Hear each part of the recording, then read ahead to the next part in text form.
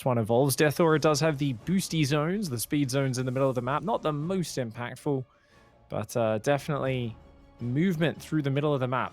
Despite it looking like a very long map, not actually as far when you take into account the speed boost you get moving through there. Yeah, I've seen a couple of Zergs lately, like open up with the pool first and try to make use of some Zergs. Zerglings sort of zooming across the map a little bit quicker, but Rex is happy to just go in towards the hatch and, get a little bit more comfy on towards 2 to 3 bases potentially. The probe there doing a very good job of being annoying. Nice. Absolutely try hard microing that, and I like to see it. This is one of those things where if a Protoss player is really on point with this, they can just keep bouncing your drones around. If you don't keep microing against it the way Rex is, they end up going 2, 3 to a patch on a few other patches, while other patches aren't being mined at all. But Rex was microing that very well, minimizing the damage, and just continuing to progress. Does start to pull off gas, starts sizzling speed right on time. Of course, needs to deal with those chrono boosted adepts coming across the map, and definitely going to try to get that link speed up very fast. Yeah, this is something Nice was doing in just the last series. He seemed quite confident with his first couple of gateway units in a PVT, so I would expect nothing less from the man for him to just zoom across the map with that first adept and be as annoying as possible as Rex chucks an additional hatchery down. He hasn't gone crazy with the lings or anything like that, just a couple of lings to try to control this adept as well as the queen, and let's see if he'll keep it under wraps. Oh, Adept's going to dive on into that third base and does change targets quickly. They're anticipating the Spore Trick. Already gets 1 kill and 2 Spore Tricks. That's a good bit of damage there. Adept is still healthy and can be quite conservative with that now in the follow-up. If wants to, gets a full scout, sees the third base, sees a healthy worker count, and nice start here. Oh, it's already begun. Oh, gosh. Casting nice. It's note to self, should have googled synonyms for nice before I started this cast, mate. That's okay. It was a very successful adept that you did see come out there. That's one I could think of. As he's got another one poking around the map somewhere, looking to try to maximize those. He's continuing to pump them out. He does chuck a Stargate down in the meanwhile, and I feel like with the current state of the Stargate, you can pretty much just roll your face across your keyboard and be happy with whatever unit pops out of it. It will be an Oracle though. Oh, Adept's going to go for a nice little dive here. Already 3 workers in mining time, forcing a lot of them off the line. Where are the Zerglings? A few of them had gone across the map to scout, but these 2 Adepts wriggled their way in, and this is big damage. It's one of the most frustrating things as a Zerg player, is just losing track of those Adepts, thinking they've gone home, and then having no Zerglings anywhere. I mean, this Adept is just wreaking havoc. 1 Adept there for a huge amount of damage. The other one gets away a super quick third base. So Nice is both damaging and slowing down and interrupting Rex constantly with like the probe at the start. Now the Adept's constantly dancing around the Oracle to follow that up. If he gets a third up completely uninterrupted behind it, it's just going to be a beautiful opening. So an Adept is already there, wedged in the gap. A second one joining it. That's not enough Zerglings to do anything to this. Oh, wow. Yeah, the Protoss player is in control of this match. This is a great start. Yeah, and you're just seeing Rex, he's not sort of pumping any units in the production tab. He's continuing to drone up. He does go for that +1 just to be able to help enable the lings. And in the meanwhile, Nice, instead of that Void Ray to zap a couple of the Overlords away, instead it is the Phoenix, but at least the Overlord will spot the double gas being taken as well as the third sort of coming up if the lings didn't already see that. More oracles in the production tab, more and more oracles actually, and I'm seeing it again. I jinxed it, pig. You're just seeing the zappy squad, as I like to call it, as they're just going to roll around and drive by a bunch of drones. It's going to be sad days for the Zerg player. Yeah, I sometimes think there's like a parallel dimension, which is the Taiwanese region specifically, where, you know, the rest of the world. Down. Yeah, I mean, everyone else is like, oh, you know what? You could build a 3rd Oracle and it could be really good. And in Taiwan, they were like, you could build a 7th Oracle. You're like, wait, what? Oh, but he's a master of using them, and he's going to stop at the 3 for now. Hasn't really found any big damage with the Oracles, despite us piling praise on his early game. Adepts are going to come in and try to create a distraction, but the Oracles are in the back right now. These Adepts do not have glaives. They do not have support right now. I almost feel like Rex, because all his queens have been pulled out of position, he doesn't have them working on it. Oh, Stasis Trap in the main will catch a couple of workers. Not going to find too much else. It's all just disruption. No massive damage just yet. The Oracle's not finding big damage, but I think the real problem for Rex is that even though there's no direct damage, Wow. there's so much distraction and there's so much lost mining time and things just aren't being dealt with. And Rex, he's running workers left, right, and center. The Oracle's just zapping that spore that was damaged by the Adepts, and Zerglings, there's tons of them out on the map. A few Banelings, there's nothing they can do though. So, I mean, Rex, it's not like he's no, all of his lings are on the wrong side of the map. The Adepts come back in, same mistake he made earlier in the game against the first pair. Oh, he's going to try and punish on the other side of the map, but a bit slow to blow up the Banelings, the shield battery, and the force fields at the last second just barely holding on. Yeah, he still hasn't dealt with the crux of the issue, though. He still hasn't dealt with all of these Adepts, which are just diving into his mineral line. Finally, all of these Lings do come back and actually take out the majority of those Adepts, so he's going to have to stop doing this worker dance for the time being and start to get a little bit more comfortable. But after all said and done, exactly like you said, Pete, you see the third base established, you see Nice moving up towards that 70 workers, and he's adding a ton of gateways here as well as moving into Templar and Charge, so he's really looking to start to power up and continue applying the pressure. And in this meanwhile, you haven't even seen the fourth base established from Rex yet. The man has just been set back time and time again. Phoenix and 2 Oracles come into the main, get a few workers, not bad there. It is straight into Hydra Bane, which I think is the saving grace here for Rex, is the fact that he's managed to skip the Roach stage, so he's not really on any inefficient units like Lings, Banes, Hydras, great mid-game units all the way into the early late game. But, you know, you've taken damage, it's been a bit awkward, your creep spread's not great, but there's a fourth base coming up, you are tied in workers, and 15 drones piling out all at once. Meanwhile, there's no Storm yet, there's no Colossus or anything like that. As much as there's a fast Protoss fourth base, it feels like Rex is still going to have a lot of play from here. The Oracle's just continuing to get value, though, never really getting cleaned up, even though there is a couple of Hydras just sort of meandering around the place. So that's just a constant threat that is not going to really slow down Rex anymore, as you do see him move up towards 80 to 90 drones. The man is looking to play that high worker count sort of gameplay as he moves into that fourth base, but still, it's just an annoyance that he'll have to continue to deal with. And he still doesn't build a spore on that fourth, so I like that you point that out, because I think we're going to see the Oracles come back, and I think they're going to kill like 20 drones at some point later in this game. If those Oracles don't go down, I have a feeling they're going to kill a lot more workers before this game is over. Potentially so. Splash damage does finish up, though, for Nice, as he's going to start pumping those Templar out and stacking up the energy. And he's going to need it from what Rex is throwing him, you know. We've got the Lingbane Hydra sort of coming into fruition here, which is well and truly scouted by Nice. He should be well aware of what he's up against. And not the greatest creep spread. I feel like Rex has very much been set back. You know, the fourth wasn't established for a while. The creep spread hasn't got going. Let's see if this Bane drop can actually start to connect onto some workers and put Nice back a little bit, because he hasn't really been under any pressure this game, but the Phoenix spotting it out. Oh, he's got to get over there, and he is. 4 Stalker warp in, and look at that. Not going to find anything at all.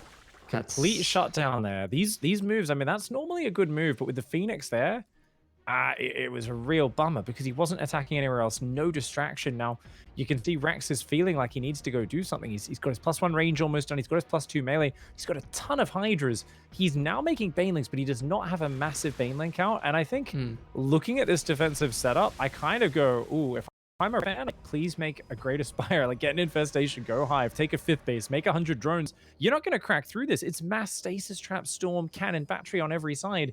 Attacking into that with Hydra Bane, it's complete folly. He's sort of caught Nice in a bit of a transition. Nice stasis trap on like 5 or 6 Banelings. You know, you see Nice is starting to make his way into the Stargate. A couple of initial storms, just trying to give Rex a little bit of pause for thought at the moment as he sort of starts to think about his options. More Banelings rolling around the place, trying to find some connections over towards some Nexuses or maybe some pros. But again, the stasis trap has just been so key time and time again. And now you're seeing the Oracles start to come over and deal with some of the Banelings. This is excellent defense. The stasis trap's getting so much value. Prism just got cleaned up in the main, and the Zealot run by on the top right at the same time, so really nice handling there by Rex. The problem for Rex is there's just 0 evolution. He drops the Infestation Pit now, but he's already maxed with a gigantic army. And now he's giving Nice so much time to make carriers before he gets anywhere near a Hive. He's continuing to make Zergling, Baneling, Hydra, I mean, right now, Rex is praying for Nice to move out on the map and let him take a fight. But Nice is like, I know this situation well. I am not moving out on the map. High Templar everywhere, stasis traps everywhere. It's just a purely defensive setup. And you imagine an alternate universe here where Rex doesn't push in and goes Broodlords and mass creep. I think that might work, but he's not going to be that patient, I don't think. You can see he's anti. He needs to do something, and he's right. He can't let Mass Carrier get out against Hydras. He's starting to move, make some moves over towards the left side as he puts some pressure on the cannons. Now the High Templar is starting to mobilize a little bit as you see the overcharge over towards his static defense. Nice spread on the cannons to avoid some of those banelings and the splash damage there, and just give a little bit less of the movement towards the pathing. And Rex hasn't committed to anything just yet. The man is once again worried about some of these pushes out on towards the right side of the map, just keeping the creep in check a little bit more. He is starting to get the creep spread going. He is starting to move in towards that spire, but at some point he's got to weaponize this army before he starts to transition his composition a little bit more and use it for some kind of ends. Does pick up the spire now and continuing to pump a couple more drones up towards that 85 as he adds some more static defense as well around. He really wants to move into the late game as well here. Yeah, absolutely. I mean, no second Spire, though, so not a lot of air upgrades. It feels like he wants to go Broodlords, but the air swap is well underway. 6 carriers about to be hit here by Nice, and it's going to be hard to deal with that. I feel like we're going to need a lot more units coming out here for Rex when this attack comes. He's, of course, building a lot of spine crawlers right now, a few spores on the edges. His bank just isn't there, though. You know, only 75 workers. I feel like he needs a much bigger bank before dumping this many drones into static, and it does look like Nice is going to get ahead in this rush to the late game, but yeah, okay, I like that. I like 20 drones in the production. A bit of a shove here over towards the right side, just taking out some zealots, but the carriers behind shield batteries, behind cannons as well. I don't think you're going to be moving in there anytime soon. Yeah, just got to pull back for now. I think it's good to keep active on the map, keep threatening. This base on the left is up now for Nice. He's got a prism going through on the left, and it barely scrapes by the spore crawlers for now. It looks like it might make it into the main base. Nice is going to push on the right-hand side at the same time. It's mostly just Hydras there. How much Storm and Carriers? You need the spore crawlers to back this up. You need to spread your Hydras and try to fight down the Interceptors. That's the whole game plan with this army. It's spread backwards, clear the Interceptors, and hope your Banelings can find the mark on those High Templar. Because if you just engage into that in any even slightly messy manner, you're going to be blanketed in storms. Yeah, a couple of storm blankets coming in, but not really the warm embrace that Rex was hoping for. As some of the Banelings actually get in there and connect. There's much less storms now, and the carriers are going to be surrounded by Hydras. Pretty good arc here for Rex. I don't know if it's enough, though. That big Zealot warp in. Look at that. That big Zealot warp in. Most of the Interceptors are gone, but the Zealots come in. Most of the Hydras have fallen, and those Interceptors are going to regrow. The Immortals, the Zealots, the Archons pushing forward here. And Nice just rushing to the late game, finding a perfect window here before Rex was able to get up the response. Rex needed a lot more static, needed to get up to that late game a little bit earlier. Trying to micro those Hydras, but it's not enough. He's being forced to just remax on Hydras again just to be able to deal with this for the time being. Never got enough time to actually be able to transition into that more meaningful unit composition that he might have been aiming for. I feel like he was kind of caught in two minds for quite a while. You know, he spent 5 to 8 minutes, I think it was, maybe a little longer, just chilling. No, well, it's a 15-minute timer, but I think it was about 5-6 minutes where he's just chilling on those Hydras, thinking about whether to transition, and then finally when he made the decision, didn't give himself enough time to be able to actually make it in towards that tier 3 composition that he's going for. Absolutely. I think ever since that first Baneling drop got caught and he saw the cannons and batteries, I would have liked to see Rex shift gears very hard, but felt like he was lagging behind a little on it. Now he's still got a big economy up, and with the right fight, magic can happen. But right now, 35 Hydras. Yes, the supply looks good, but it's just 35 Hydras. There is almost nothing else here, and there is still a ton of Storm in this army. Yeah, pushing the creep back, setting up more stasis traps, which do actually get cleaned out, but the Storm's just keeping the Hydras back, even though they are engaging from multiple sides. The Banelings, right, starting to move in and trying to get on top of those Templar, but even when you did see the Banelings connect on some of those Templar in the last fight, it still wasn't enough to be able to deal with the massive fleet of carriers, which are now just sort of dancing around the edge of the creep. And +2 air weapons is done, +2 plasma shields on the way. We just saw +1 armor start get cancelled. And there we go. +3 air weapons is on the way. Very important to make those carriers just blast everything down. Heaps more High Templar coming in here. They're all about to get Storm Energy. And that's going to be so important. A great arc here by Rex, spreading very well against the Storms, but the Interceptors just clear out that entire left-hand side and big Storms on the right. Yeah, as soon as he starts to dive underneath those carriers and try to get a little bit better of an angle, there's an instant 2 Storms on top of the Hydras, just softening them all up. And now I think these carriers should be enough to deal with them. I mean, not much left over there, and that's just the game. He's not able to continue reinforcing with Hydras, trying to force a triangle through a circle hole, and that's going to be nice moving up 1-0. Yeah, it's tough, man. You know, those curved circle holes, trying to get the triangle through. Not easy at all, and definitely a bit of an interesting game there where things got very scrappy. But I like the way Nice just kind of buckled down, clearly had a game plan from the start. It was, let's chill, let's just sit, let's camp after that early game. And I mean, the start was great, right? It was Adept harass, Oracle harass, blocking the expand, but from there, get the Storm, get the cannon battery up, defend, go to carriers, and he felt very confident at that stage of the game. Whereas it felt like Rex wanted to play a mid-game. He wanted to be kind of clashing Hydra Bane with Immortals and Archons, and just wasn't able to find those engagements. I think it's interesting. Something about Nice, you know, after I've watched plenty of his games, or at least a couple of his games now, he seems quite a decisive player, whether he's, you know, going for that aggression, whether he's looking to take fights, or whether he's choosing to tech. He just goes for whatever he's going for 100% rather than sort of second guessing himself and being caught in two minds. And doesn't matter whether it's StarCraft or any other esport, you know, if a sign of a good competitor is always just trusting themselves, being confident, and actually committing to whatever the game plan is. That's it. A lot of the results here, I mean, they're decided in practice. It's really just putting in the hours, preparing your builds, practicing, refining them, getting your mindset right, and you've got to have that confidence to put it into practice once you're out there. And Nice, he shows a lot of flexibility, commits to what he needs to, and this one was a very comfortable win for him. Nice, just looking rather dominant in map number 1. And just not giving the sort of game to Rex that he clearly wanted to play. And that's a true sign of a master, I think, is that ability to just kind of smash through with your style and also adapt that style around what your opponent clearly wants to play. So I believe we'll be going to a very quick break, which means, guys, we'll be back in just 2 minutes with map number 2.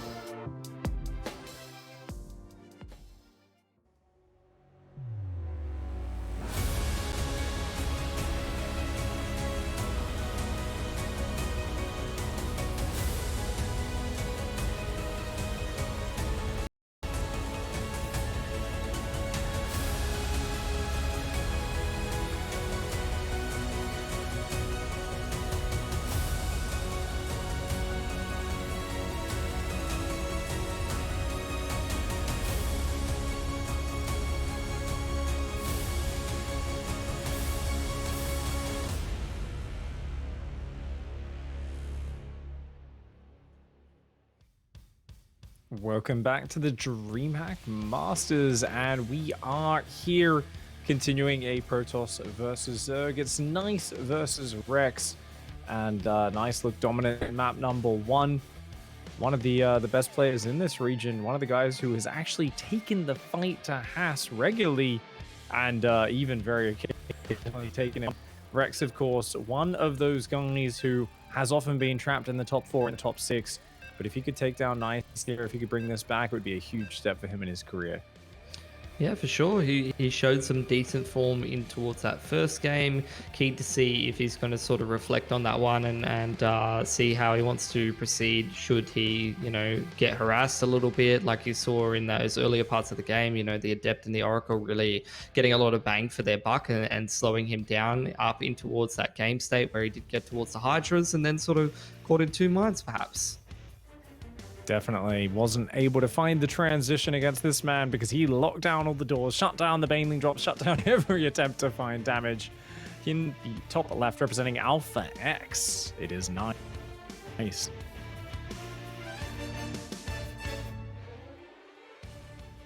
And down 0-1 in this series, but not dead in the tournament if he goes down here. It is the red Zerg player, Rex.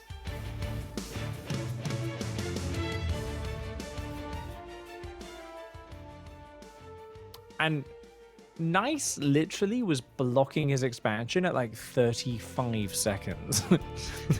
You need to go like 13 hatch before Overlord to actually get a hatch down before that. That's like actually insane. Is it even worth it at that point?